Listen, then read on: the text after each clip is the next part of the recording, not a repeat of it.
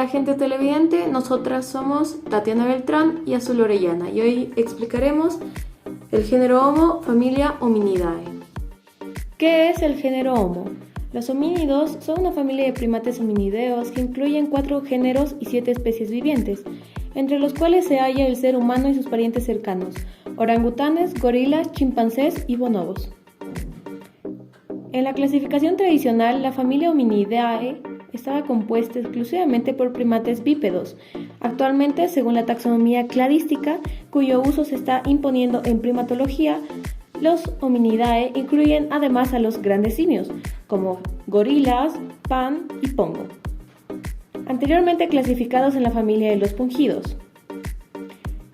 En la mayor parte del trabajo científico actual, los homínidos bípedos son ahora clasificados en la subtribu hominina.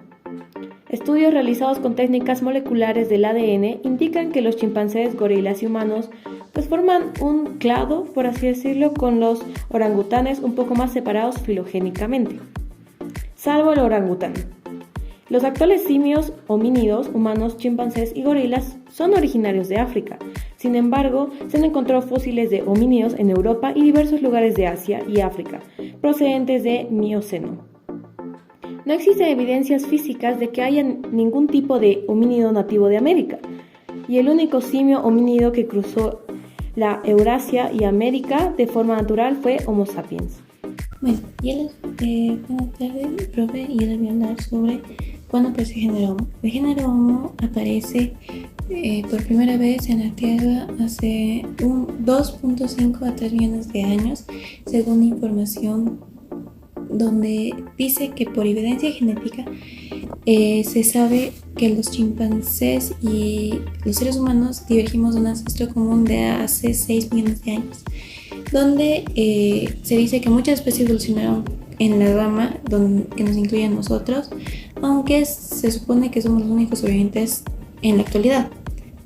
Se dice que durante mucho tiempo el Homo habilis fue considerado la especie más antigua de este género, pero en 2010 se encontró los restos de otra especie llamada Homo gautengensis, que data de hace unos 2.8 millones de años.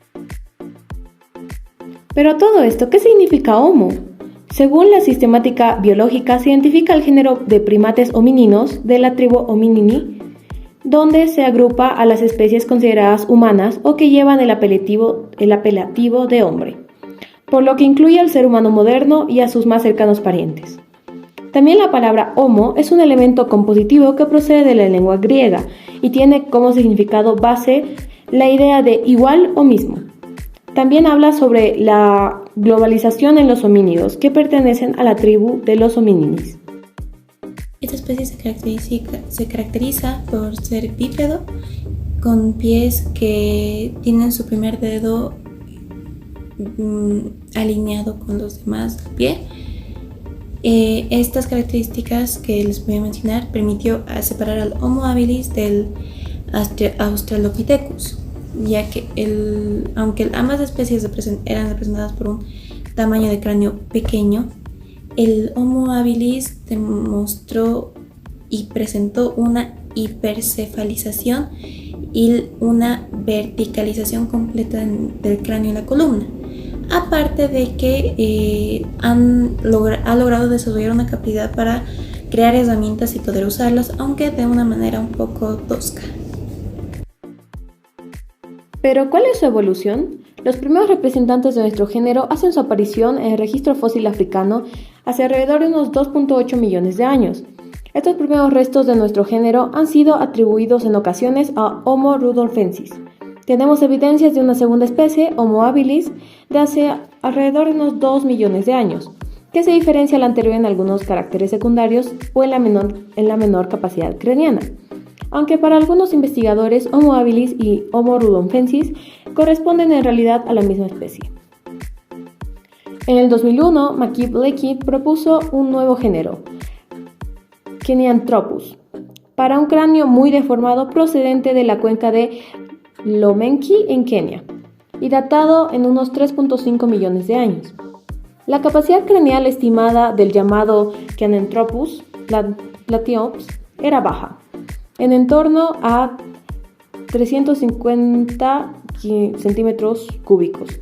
Esto permitió plantear de esta forma que era el antepasado de Homo rudolfensis, especie que propuso incluir también en el género Kenotropus.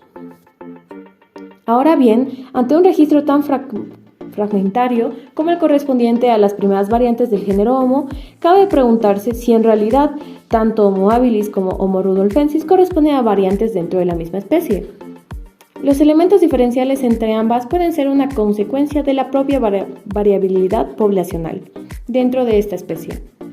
A partir de ahí, el reconocimiento de la evolución humana había sido un proceso mucho más variado y complejo, y se hizo notar en la interpretación de algunos antiguos fósiles y de otros nuevos que van apareciendo.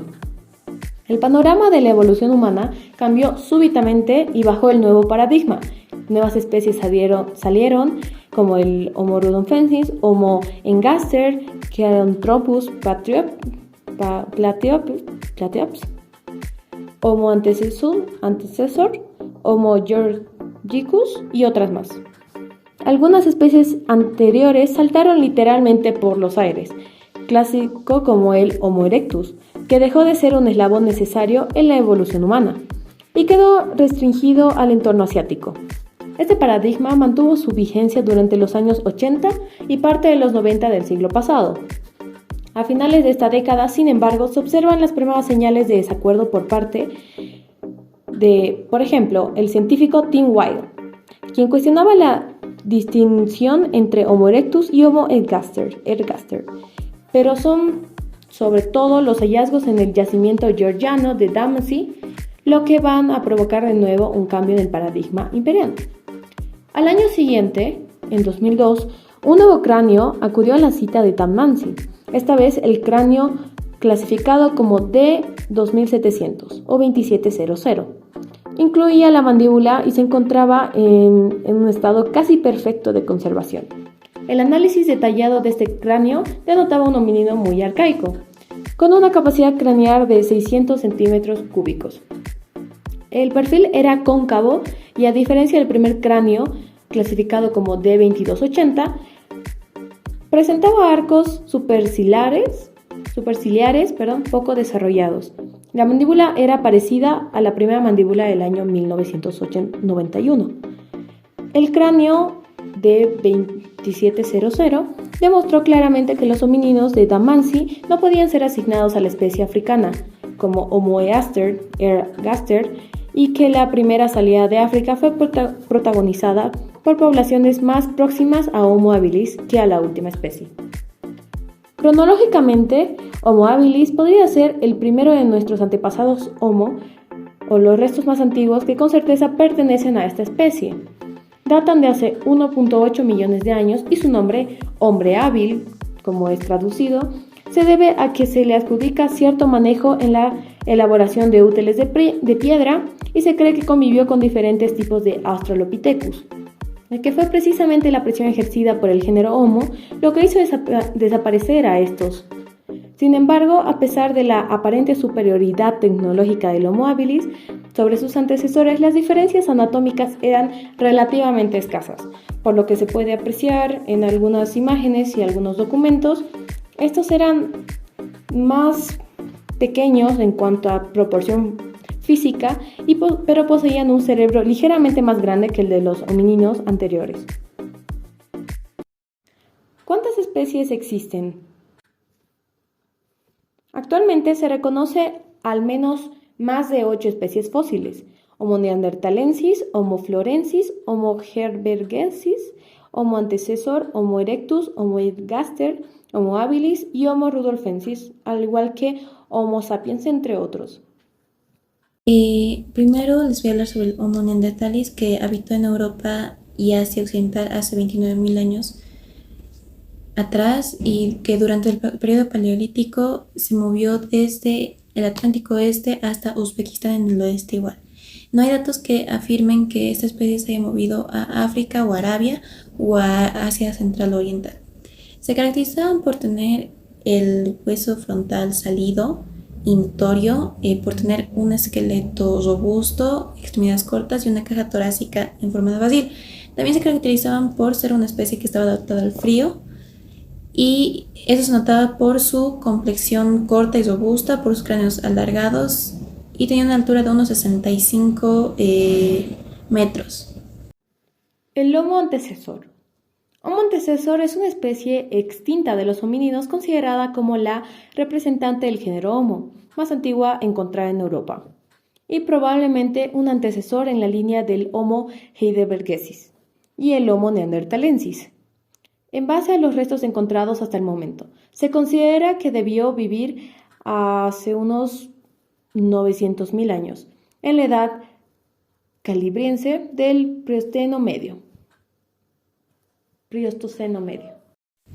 Bueno, ahora les voy a hablar sobre la especie heidelbergensis, que surgió en la Tierra hace 500.000 años atrás, pero lamentablemente duró la mitad de ese tiempo, o sea, 250.000 años atrás. Esta especie habitó en Europa y África y se caracterizaba por ser unos individuos de unos 75 metros de alto, y también eran muy fuertes, que llegaban a pesar unos 100 kilogramos.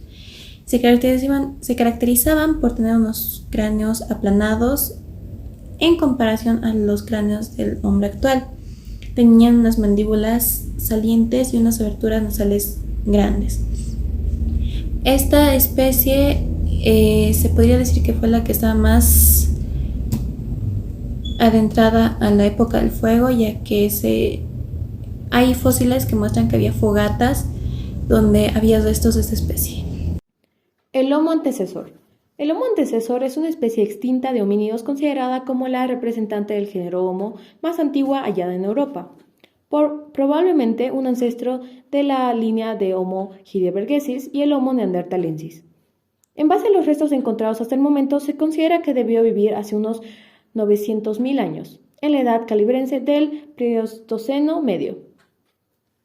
Este homínido se ha vuelto muy conocido dada su gran importancia para el campo de la paleontología o paleoantropología, especialmente los restos hallados en Atapuerca, es cerca de la población burgalesa, en el yacimiento de la Gran Dolina, que desde el año 1994 se ha ido encontrando restos del Homo antecesor, que ha permitido comprender mejor la historia evolutiva del género Homo en Europa. Se cree que los Homo antecesor adultos eran homínidos altos y fuertes, con un rostro de rasgos arcaicos y un cerebro más pequeño que el del Homo sapiens actual. En base a los hallazgos, principalmente los de Atapuerca, estos homínidos representaban unos rasgos muy primitivos en su aparato dental, rasgos el cual llevó a la comunidad científica a relacionarlos con los homínidos africanos del Pleistoceno inferior. Su altura debía rondar entre unos 60 y unos 85 centímetros y pesaba entre 60 y 90 kilogramos. Pero pese a su parecido con homínidos de épocas anteriores, su mandíbula presentaba unas características que recuerda a la de ciertos homínidos posteriores al Pleistoceno medio. Una de estas especies con las que se ha encontrado cierta similitud con los restos del Homo es con los restos del Homo heidelbergensis, como los de la cima de los huesos, también en Atapuerca. Los huesos del Homo antecesor sugieren cierta gracilidad en comparación con los neandertales, también posteriores a ellos. Y eso es todo por el video de hoy. Les agradecemos mucho su atención y esperamos que pronto podamos continuar con este tema. Gracias.